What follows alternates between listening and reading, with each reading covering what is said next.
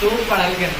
चलिए ये आपका एक ट्रिक है बेटा, ये सनम राम के ये अनुच्छेद 1 से लेकर 51 क यानी मौलिक कर्तव्य तक, अनुच्छेद 1 यानी संघ एवं राज्य क्षेत्र से लेकर मौलिक कर्तव्य तक का पूरा ट्रिक है। इसका नाम है सनम राम के। किसकी सनम है भाई? राम की क्या है? सनम है। ध्यान समझे, बस इतने ही ट्रिक को देखना है। इसी ट्रिक में आपको पूरा 1 से लेकर अनुच्छेद 51 क तक पूरा का पूरा क्या हो जाना है, याद हो जाना। 100 से हो जाएगा आपका, ध्यान सुनिएगा, 100 से क्या हो जाएगा? संघ एवं राज्य क्षेत्र। क्या हो जाएगा? संघ एवं राज्य क्षेत्र। संघ एवं राज्य क्षेत्र की बात करेगा तो ये क्या हो जाएगा भाई? संघ एवं राज्य क्षेत्र जो किसके अंतर्गत आता है? संविधान के भाग फर्स्ट के अंतर्गत आता है। यानी संघ एवं राज्य क्षेत्र जो है वो संविधान के भाग किसके अंतर्गत आता है?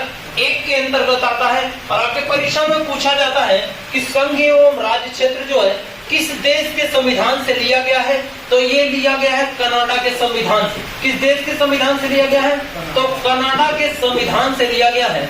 और फिर से पूछा जाएगा कि संघ एवं राज्य क्षेत्र के अंतर्गत कितने अनुच्छेद आते हैं, यानी कहां से कहां तक? तो अनुच्छेद 1 से लेकर यानी आर्टिकल यानी अनुच्छेद 1 से लेकर 4 तक जो होते हैं बेटा वो किसके अंतर्गत आते हैं? संघ एवं राज्य क्षेत्र के अंतर्गत आता है। जिसमें कहा जाता है अनुच्छेद 1 में भारत राज्यों का संघ होगा। समझे ना? इसी में नए राज्य नए जिला संसद बनाती है, ठीक है ना? ठीक। तो अनुच्छेद 1 से लेकर 4 तक पूछा जाएगा तो किसके अंतर्गत है? संघ एवं राज्य क्षेत्र के अंतर्गत अनुच्छेद 1 से लेकर 4 तक। कौन सा भाग है? भाग 1 है। और कहां से लिया गया है? तो कनाडा के संविधान से क्या हुआ है? लिया गया है। दूसरा आता है 9 से बेटा होता है आपका नागरिकता। क्या होता है? नागरिकता। क्या होता है? नागरिकता। अब नागरिकता का प्रावधान है, ठीक है ना? नागरिकता का प्रावधान तो भारत में नागरिकता किस भाग में है? 1 के बाद क्या आता है? 2 आता है, ठीक है ना? यानी भाग 2 में कहा है बेटा? भाग 2 में है नागरिकता का प्रावधान, भाग 2 में। अब भाग 2 के बाद जो है क्या पूछा जाएगा आपको किस देश से लिया गया है? तो कहां से लिया गया? ब्रिटेन से। ब्रिटेन से संसदीय प्रणाली भी ब्रिटेन से लिया गया है और ब्रिटेन से नागरिकता भी ब्रिटेन से लिया गया है। तो क्या है? ब्रिटेन के संविधान से। किसके संविधान से? ब्रिटेन के संविधान से क्या हुआ बेटा? ये लिया गया है। यानी नागरिकता का प्रावधान ब्रिटेन के संविधान से लिया गया है। किस भाग में है? भाग 2 में। अनुच्छेद कहां से कहां तक है? तो अनुच्छेद 4 के बाद क्या आता है? 5 आता है। 4 के बाद 5 आता है। तो अनुच्छेद 5 से लेकर कहां तक बेटा? 5 से लेकर कहां तक? 11 तक। कहां तक? 5 से लेकर 11 तक आता है। यानी कहां से? अनुच्छेद 5 से लेकर 11 तक जो होगा वो नागरिकता के बारे में बताया जाएगा। और म है आपका, म का मतलब क्या हो जाएगा बेटा? मौलिक अधिकार। क्या हो जाएगा आपका? मौलिक अधिकार हो जाएगा। म का मतलब हो जाएगा मौलिक अधिकार। क्या हो जाएगा? मौलिक अधिकार, ठीक है ना? म का मतलब हो जाएगा आपका मौलिक अधिकार। अब मौलिक अधिकार को ही फंडामेंटल राइट कहते हैं, जो हमें बहुत जरूरी होती है कि हमें जानना। मौलिक अधिकार कहाँ कितने भाग में है? 2 के बाद क्या आता है? 3। यानी हम कहेंगे भाग किसमें है? 3 में मौलिक अधिकार है। और ये किस देश के संविधान से लिया गया है बेटा? तो ये लिया गया है अमेरिका के संविधान से, यानी USA के संविधान से लिया गया है, ठीक है ना? ये किस देश के संविधान से लिया गया है? अमेरिका के संविधान से लिया गया है। और इसका अनुच्छेद कहां से कहां तक है? तो अनुच्छेद जो है बेटा 12 के बाद क्या आता है? 12 से लेकर कहां तक? 35। अब इसमें सबसे महत्वपूर्ण ये है कि मौलिक अधिकार में मौलिक अधिकारों की संख्या कितनी है और कितनी थी। तो अगर पूछा जाएगा वर्तमान में मौलिक अधिकार की संख्या कितनी है, तो वर्तमान में जो है मौलिक अधिकारों की संख्या कितनी है? 6 है इसकी संख्या। और पूछा जाएगा वर्तमान के बाद यानी भूत में कितनी थी, तो जब पूछा जाएगा कितनी थी पूछा जाएगा तो कितनी थी बेटा? 7 थी। जो आपका 7वां मौलिक अधिकार था, 7वां मौलिक अधिकार जो था 7वां मौलिक अधिकार क्या था आपका? संपत्ति का अधिकार। क्या था भाई? संपत्ति का अधिकार। संपत्ति का जो अधिकार था वो आपका 7वां मौलिक अधिकार था। 7वें मौलिक अधिकार को 44वें संविधान संशोधन सन 1978 के द्वारा क्या किया गया? 44वां संविधान संशोधन 1978 के द्वारा क्या किया गया, इसको हटाकर क्या किया गया, अनुच्छेद 300 को भाग 12 में क्या किया गया, जोड़ा गया। यानी भाग 12 और अनुच्छेद किसमें बेटा, अनुच्छेद 300 में इसे कानूनी अधिकार बनाया गया।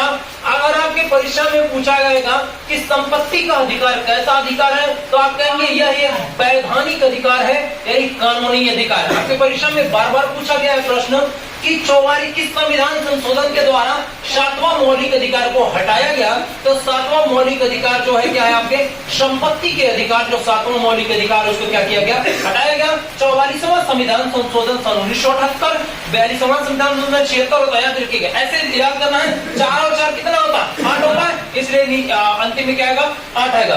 किस भाग में है, भाग 12 में है। और अनुच्छेद 300 में, यानी भाग 12 अनुच्छेद 300 में इसको वैधानिक अधिकार के रूप में क्या कर दिया गया, ला के रखा गया। तो इसमें कोई दिक्कत नहीं था, सबको समझ गया, ठीक है ना। अब थोड़ा सा आगे बढ़ते हैं, रा से चलते हैं रा में, इसको मिटा दें, ठीक है ना, इसको मिटाते हैं, थोड़ा सा आगे बढ़ते हैं। अधिकार था मेरे भाई, इस मौलिक अधिकारों की जो संख्या 6 है, तो मौलिक अधिकार के बारे में जानते हैं, बहुत ही इंपॉर्टेंट है। मौलिक अधिकार इनकी जो 6 संख्या है, इनके 6 के बारे में जानते हैं। मौलिक अधिकारों की संख्या वर्तमान में कितनी है, 6 है। इन 6 के बारे में जानते हैं। बेटा सबसे पहला कहता है मौलिक अधिकार जो 12 से 35 तक अनुच्छेद के अंतर्गत आता है, तो सबसे पहला मौलिक अधिकार आता है क्षमता व समानता का अधिकार, जो 14 से लेकर कहां तक है, 18 तक। क्या है, अनुच्छेद 14 से लेकर कहां तक है भाई, अनुच्छेद 14 से लेकर 18 तक पहला क्या है, मौलिक अधिकार है। 14 से लेकर 18 तक में कहता है क्षमता व समानता का अधिकार, यानी किसका अधिकार, क्षमता का अधिकार। किसका अधिकार बेटा, क्षमता का अधिकार कहता है, यानी अनुच्छेद 14 से लेकर 18 तक ये पहला मौलिक अधिकार के बारे में बताता है। यानी 14 से 18 का मतलब अनुच्छेद 14 हुआ समता का अधिकार, 15 हुआ धर्म, मूल, वंश, जाति और लिंग के आधार पर कोई भेदभाव नहीं करेगा। 16 कहता है लोक नियोजन में क्या है, क्षमता का अधिकार। 17 कहता है अस्पृश्यता का अंत, यानी अनटचबिलिटी, यानी छुआछूत। और 18 क्या कहता बेटा, उपाधियों का अंत है, यानी बिना राष्ट्रपति के संज्ञान से विदेश में कोई भी उपाधि आप ग्रहण नहीं कर सकते हैं। 18 तक यानी ये समता का अधिकार है। उसके बाद आप कहता है दूसरा, यानी अनुच्छेद जो है 18 के बाद 19 आएगा। क्या आएगा, अनुच्छेद 19 से लेकर कहां तक, 19 से लेकर कहां तक भाई, 22 तक। कहां तक बेटा, अनुच्छेद 19 से लेकर 22 तक की बात आता है, जिसको हम कहते हैं स्वतंत्रता का अधिकार। क्या है, स्वतंत्रता का अधिकार। अब स्वतंत्रता के अधिकार में कौन कौन आते हैं, अनुच्छेद 19 कहता है कि पूर्ण रूप से स्वतंत्रता। अनुच्छेद 19(1) का, जिसमें आपको बोलने की भी आजादी है और आपको चुप रहने की भी आजादी है। अनुच्छेद 19(1) का मीडिया को चौथा स्तंभ माना गया है, यानी मीडिया जो बोलती है खामोश रहती है, आप जो बोलते हैं खामोश रहते हैं। वो कौन से अनुच्छेद में आता है, अनुच्छेद 19 क में आता है, ठीक है ना। अनुच्छेद 19(1), 2, 3 बाद में पढ़ा देंगे, ठीक है ना। अभी अब देखते हैं, अब उसके बाद 19 के बाद 20 आता है, 20 के बाद 21 प्राणायाम, 1 स्वतंत्रता, 22 केंद्र, ठीक है ना। ये बाद में बता देंगे अभी, ठीक, जब अनुच्छेद पढ़ाएंगे 102 देते पूरा बताएंगे, ठीक है ना।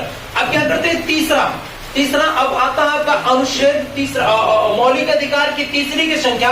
अब 22 के बाद बेटा आता है 23 और क्या आता है, 24। क्या आता है, 23 और 24 आता है, जिसमें शोषण के विरुद्ध क्या है बेटा, अधिकार है आपके, यानी शोषण के विरुद्ध अधिकार, यानी शोषण के विरुद्ध अधिकार है इसके बारे में, शोषण के विरुद्ध अधिकार। अब एक बात हमें बताएं कि अनुच्छेद 23 और 24, अनुच्छेद 23 कहता है मानव दुर्व्यवहार एवं बलात्सर्म निषेध, यानी मनुष्य के साथ आप बलपूर्वक यदि काम कराएंगे तो ये क्या है बेटा, निषेध है, कानूनन अपराध।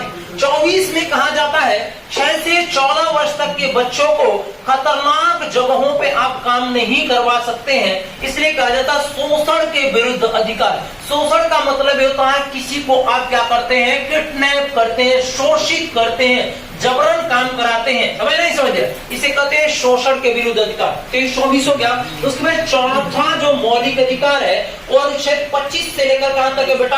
28 तक है। कहां तक है? अनुच्छेद 25 से लेकर 28 तक, जिसमें धर्म के बारे में बताया जाता है। क्या होता है? धर्म के बारे में बताया जाता है। इसको हम क्या कहते हैं? क्या कहते हैं? अल्पसंख्यक वर्गों के धर्म के बारे में पूरा का पूरा बताएगा। मैं भी लिखता हूं अल्पसंख्यक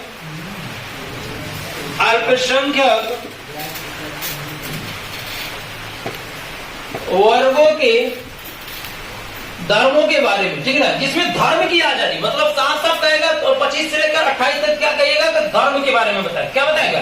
धर्म के बारे में, ठीक है ना। ठीक, अनुच्छेद 25 से लेकर 28 तक धर्म। और धर्म में बेटा अल्पसंख्यक धर्मों के बारे में। अल्पसंख्यक का मतलब होता है जिनकी संख्याएं कम है, जैसे मुस्लिम है, जैन है, बौद्ध है, यहूदी है, पारसी है। ये जो संख्या बेटा, इनकी संख्या क्या है? कम है। ये सब किसके अंतर्गत आते हैं? माइनॉरिटी के अंतर्गत, यानी अल्पसंख्यक के अंतर्गत आते हैं। अब 25 से लेकर 28 तक जो हो गया आपका चौथा मौलिक अधिकार हो गया। अब पांचवा जो मौलिक अधिकार होगा 29 और क्या होगा बेटा? 30 होगा। अनुच्छेद 29 और 30, अनुच्छेद 29 कहता है कि क्या कहता है? शिक्षा एवं संस्कृति का क्या है? अधिकार है। यानी किसका हम लोगों का अधिकार है? शिक्षा एवं संस्कृति का क्या है बेटा? अधिकार है। शिक्षा एवं संस्कृति का अधिकार किसके अंतर्गत आता है? शिक्षा एवं संस्कृति का अधिकार। तो अनुच्छेद 29 और 30 शिक्षा एवं संस्कृति का अधिकार के बारे में बताता है। अब आते हैं 30 के बाद बेटा हमारा सबसे छठवां जो मौलिक अधिकार आता है, यानी पांचवा के बाद छठवां, इसी को कहते हैं अनुच्छेद 32। क्या कहते हैं? अनुच्छेद 32 जो है, अनुच्छेद 32 जो है बेटा हमारा, ये क्या करता है? क्या कहता है? संवैधानिक उपचारों का अधिकार। क्या कहता है? संवैधानिक उपचारों का अधिकार। संवैधानिक उपचारों का अधिकार संवैधानिक उपचारों का अधिकार।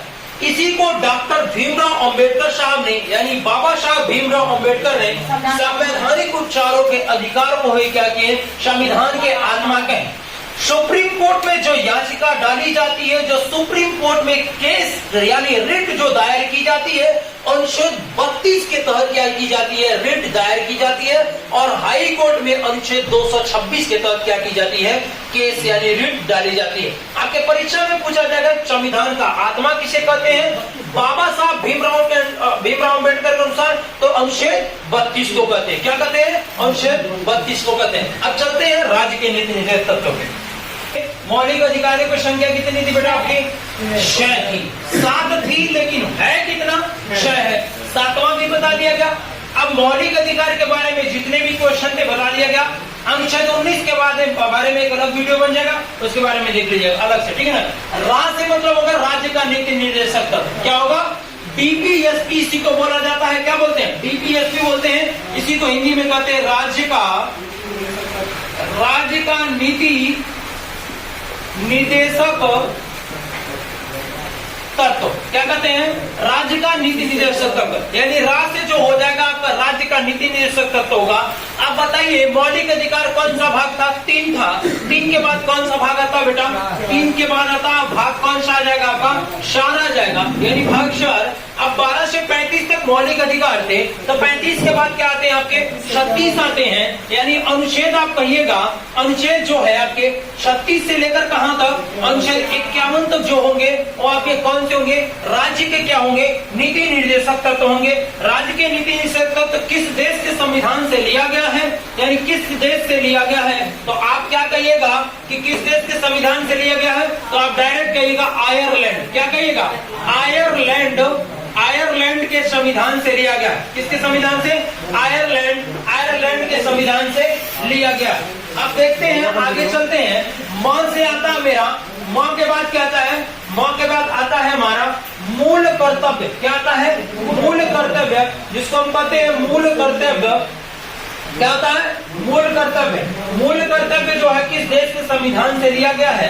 तो पहले हम देखेंगे मूल कर्तव्यों की संख्या कहां से कर रहे हो। मूल कर्तव्य जो है किस देश के संविधान से लिया गया?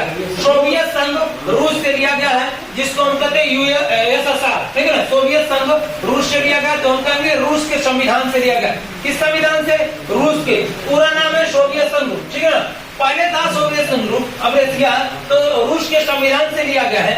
अब बोलते हैं भाग कितना है, तो भाग 4 के बाद आता बेटा भाग 4 क, क्या होगा आपके? भाग 4 क से लिया गया है। अब भाग 4 क के बाद आता है अनुच्छेद कहां से कहां तक है, तो ये जो मूल कर्तव्य है, अनुच्छेद जो है बेटा आपके मात्र अनुच्छेद 51 क है। क्या है आपके? अनुच्छेद 51 क है, और ये जो है आपके रसिया के संविधान से लेकिन आपकी परीक्षा में पूछा जाएगा मूल कर्तव्यों की संख्या कितनी थी और कितनी है, तो मूल कर्तव्यों की संख्या वर्तमान में कितनी है? 10 से बढ़ के कितनी हो गई? 11। कितनी हो गई? 11। पहले थी कितनी? तो पहले था बेटा कितना था? 10 मूल कर्तव्य। आपसे परीक्षा में पूछा जाता है मूल कर्तव्यों की संख्या कितनी है, तो मूल कर्तव्यों की संख्या कितनी थी? 10 थी। लेकिन अब वर्तमान में कितनी है, तो वर्तमान में मूल कर्तव्यों की संख्या 11 है। 11वां मूल कर्तव्य क्या है, तो 11वां जो मूल कर्तव्य है आपका 86वां संविधान संशोधन 2002 के द्वारा, 86वां संविधान संशोधन 2002 के द्वारा क्या हो गया बेटा? 6 से 14 वर्ष के जो बच्चे हैं उनको निःशुल्क एवं अनिवार्य शिक्षा प्रदान की जाएगी। यानी 86वां संविधान संशोधन 2002 के द्वारा 11वां मौलिक कर्तव्य बनाया गया, तो जिसमें कहा गया है कि निःशुल्क एवं